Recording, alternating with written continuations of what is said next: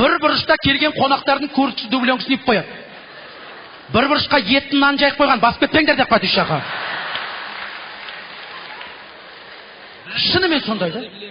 Жақында Астанада білесіздер да, ОБС болды ғой. Тура сондай болдық қой. Бәріне айтты, отырыңдар деді үйде. Қонақтар кеткесін шығасыңдар деді. Кейбіреулері әлі отыр. Кіріңдер деп айтты, шығыңдар деп айтқан жоқ деп аға. Мына қалада мен риза боламын негізі. Бәріміз енді қазіргі туылып отырған балдарымыз бәрі қалада өскен, осылай мектептен келсе сұраймыз ғой енді. Неше алдың бүгін деп? 5 алдым десе, ой молодец, сен депутат боласың. Сен бастық боласың. Қаздан бастап дайындал. Бастық боласың, ұқтың ба деп. Осы күннен бастап үйретеміз. Ауылда да 5 аласың ғой енді. 2 алған күні күнде сұрайды. 5 алған күні сұрамай қояды ғой. Қасында жүресің, папаң мамаң қасында. Айтса екен деп, неше алдың деп айтса екен деп. Сұрамайды. Сосын столдың басында отырған кезде кешкі шайда жаңа бастайсың. Бүгін мен 5 алдым ғой.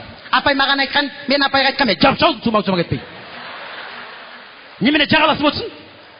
Кет ан жаққа бар. Бітпейтін ан жақ бар әйтеуір.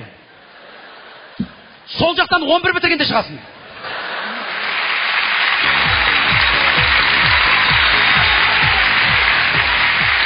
Шынымен, 1-ші класстан 7-ші классқа дейін бала бағып отырасың. 7-ші класс пен 11-ші класстың ортасында бала бағып отырасың. Сосын қалаға кетесің.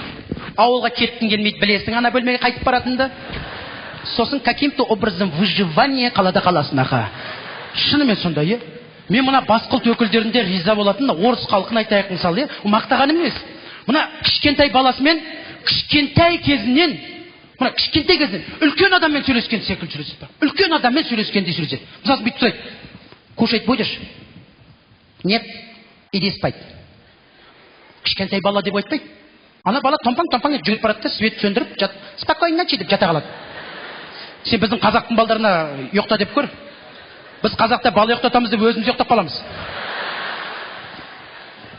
Шынымен сондай. Бізде мына қазақтар баламызбен ешқашан қазақ сөйлеспейміз ғой. Бізде 2 тіл бар, біреу қазақ тілі, біреу бала тілі. Біз ешқашан қазақша айтуға болады ғой, айтпаймыз қазақша. Ол түсінбейді деп ойлаймыз. Олармен бүйтіп сөйлесеміз мен былай. Дейсің ба? Дейсің ба? Дейсің ба? Дейсің ба? Ай, пішпалат, пішпалат. Пішпалат, ұстама, пішпалат. Кака. Дейсің ба?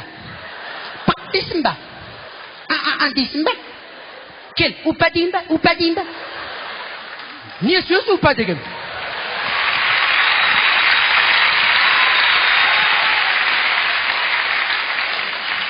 Ұпа дейін ба? Біраздан кейін әлгі бала өзі келіп тұрады саған. Ұпа деш деп ақы.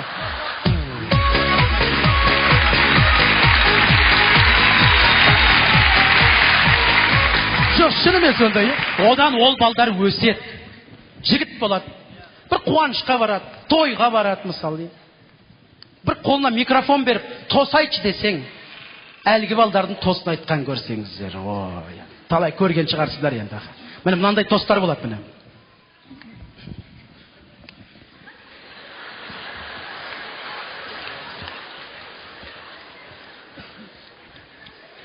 Бәкем на той құтты болсын. Денсаулығында мықты болып, осылай. Давай, Бәке. Ана қасында дос тұрады, досы өзінше жалғастырып жатыр. Досын айтқанына қосылам дейді, өзі түсінген жоқ не айтқандағы. Шынымен сондай. Бізде кейбір апаларымыз бар, қолына микрофон беріп қойып, тос айт десең, мына жастар түсініп жатыр ма? Халық түсініп жатыр ма? Ол кісіге соқпайды. Главный өзі түсініп жатыр. Тілек айтқан кездегін көрсеңіздер, мынандай тілектер болады міне. Ал енді айналайын құрметті қонақтар, балдар бақытты болып, денсаулықтар мықты болып, бүгін енді осы 2 баланың арқасында келіп отыр. Жалпы 2 бала бақытты болса, денсаулықтар мықты болса, қашаннан қашанға, осындай арманнан арманға жете беріп, біз осылай отырмыз. Қашанда осы балдар бақытты болса, денсаулықтар мықты болса, мен ана көптеген жерлердің бәрінде тонау алып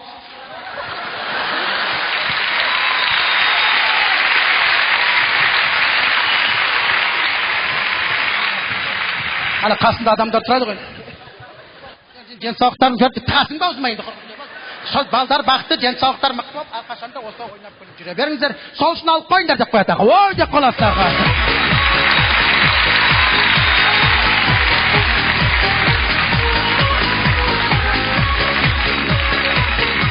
Ал енді көп ағаларымыз байқамайтын тілектер болады жалпы. Мынандай тілектер. Ал енді балдар бақытты болыңыздар. Денсаулықтары мықты болсын. Осы балдар бақытты болса, денсаулықтары мықты болса, соларды ештеңе керек жоқ деп ойлаймын енді. Балдар бақытты болыңыздар, денсаулықтары мықты болсын. Әрқашан осылай бақытты болып, денсаулықтары мықты болып жүре беріңдер. Сол енді, денсаулықтары мықты болсын, балдар бақытты болсын. Ал енді аға, балдар бақытты болсын, денсаулықтары мықты болсын. Бәрімізден бақытты болайық, денсаулықтары мықты болсын. Балдар енді тағы айтарым сол сіздерге. Бақытты болыңыздар, денсаулықтарың мықты болсын. Қолынан микрофон жұлып алмасаң, осылай сөйлей беретіндер бар. Бақытты болыңыздар, денсаулықтарыңыз мықты болсын.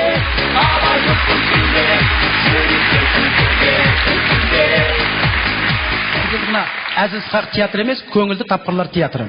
Солай ғой. Енді көңілді тапқырлар ол КТК, біздерде КТТ. КТТ деп қоямыз. Сондықтан да қазір көрермен шапалағын ұрса, өздеріңіз алдарыңызда тұр, міне пайыздарын көрсетіп отырасыздар жігіттерге, біздің театрымыз. Жалпы енді негізі біз неге бүйттік?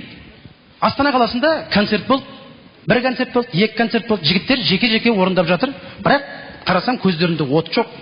Жалпы енді қойылым болса бір-бірімен енді ойнап тұрады, жалғыз өзі болғасын ба сахнада. Содан кейін ойладым, бір жарыс түрінде ұйымдастырып көрсек па деп. Сөйтсек, кәдімгі бір-бірімен жарысып, келесі концертте кәдімгі от шығып көздерінен, кәдімгі келесі концертке кәдімгі бағдарламалар дайындап, өздері жазып кетті кәдімгі. Риза болып кетесің осы балдардың кейбір. Мына біз қазақ өзіміз әрқашан жарыс жақсы көретін халықпыз ғой. Тойды да жарысып істейміз. Қандай не болса да жарысып жүреміз. Біреу бір киім кисе жарысып одан асырып киеміз. Жалпы өзіміздің табиғатымызда жарыс деген бар енді. Сондықтан да бүгінде осы жігіттер жарыстырайық деп тұрған жоқпыз. Бірінші орын, екінші орын, үшінші орын деген жоқ. Тек көрерменнің көзайымы. Оның бағасын беретін өздеріңіз. Ал енді бақылаушыларымыз өзінің пайыздарын беріп отырар. Алдарыңызда тұр. 60%, 70%, 80%, 90%, 100 деген. Оны біріңіз көтеріп отырасыздар ақылдас. Сонымен бастайық. Алдарыңызда бүгінгі осы Базаржоқ концертінің алғашқы болып шығатын олар әрине Бақытжан Қасымов және Меломен тобы. Ассалаумағалейкум ағайын, мерекелеріңіз құтты болсын.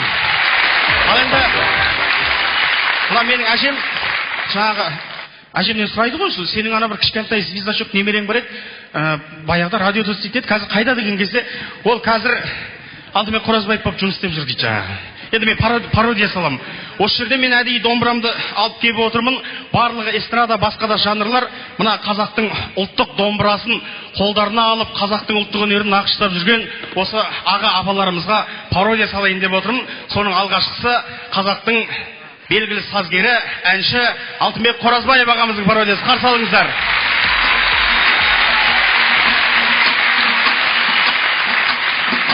Көрінсеңші көзіме сағынғандаң айғау, шайнап кеттің сырғаңдай, тағынғанда пой сырғален, сағынғандай. Сырғален сырғаң, сыңғырай сыңғырлап, ұйқымнан ояттың, бір түн сияқтымай.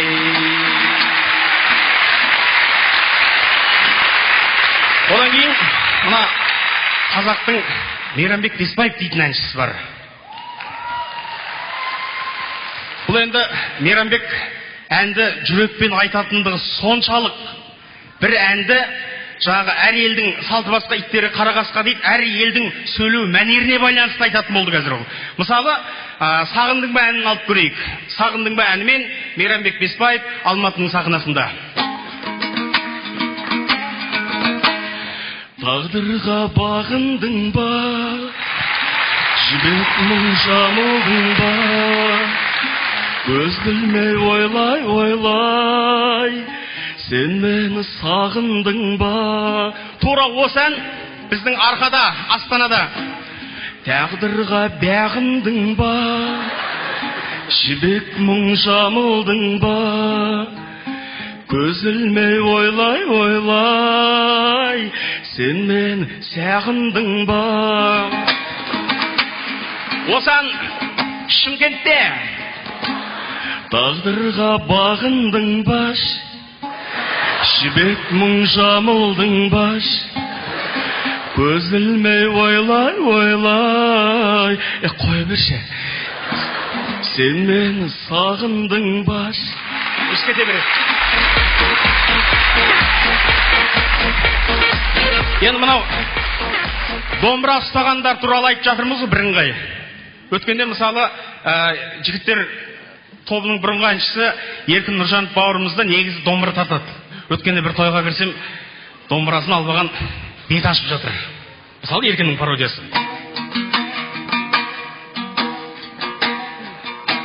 Жанарға жасын жиып, қарайды неге бізге, одан да басыңды иіп, сәлем бер енеңізге. Апатай ақшаңды бер, түйіп ап орамалға, қабаққа тастап жібер, соңғы рет қарап алға. Қайда сол 5000 теңге, балқитын күшінен ғой, кризистің уақытында мен сізді түсінем ғой. Одан кейін жаңағы әнші апаларымыздың арасында қазақтың халық әнін қазақтың жүрегіне жеткізіп орындап жүрген, тіпті кассетадан тыңдасаң да дауысын бірден ажыратып аласың, радиодан да тыңдасаң да клипі телевизорда жүріп жатады, бірақ қарамай отырып та дауысын естіппасаң танитын қазақтың дара әнші қыздарының бірі бар. Ол Жанар Айжанова, біздің бүгін қонақта отыр бұл жерде. Жанар апамыздың кейін.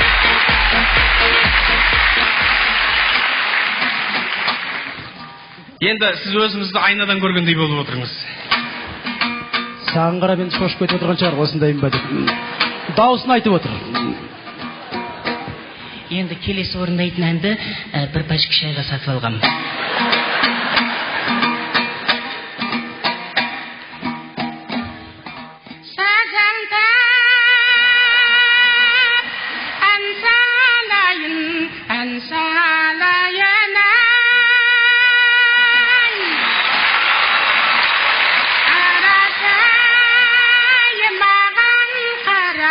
Tamsanarың қол соғарыңа,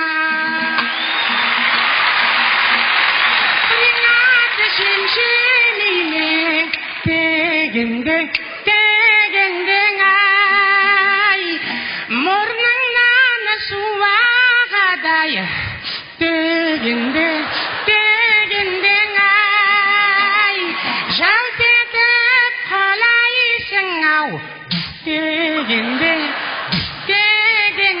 ай дейді.